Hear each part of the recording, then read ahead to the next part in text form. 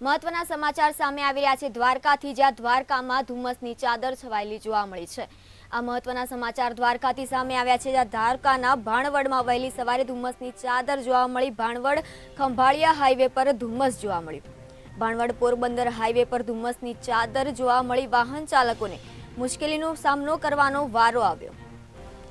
ભારે ધુમ્મસના કારણે વિઝિબિલિટી પણ ડાઉન થઈ ગઈ।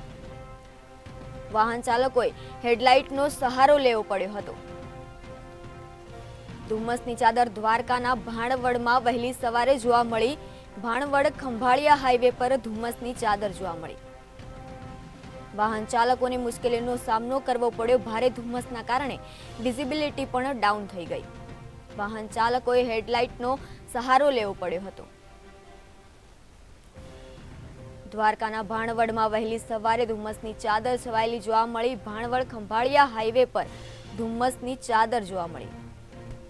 વાહન ચાલકોને મુશ્કેલીનો સામનો કરવાનો વારો આવ્યો। ભારે ધુમ્મસના કારણે વિઝિબિલિટી પણ ડાઉન થઈ।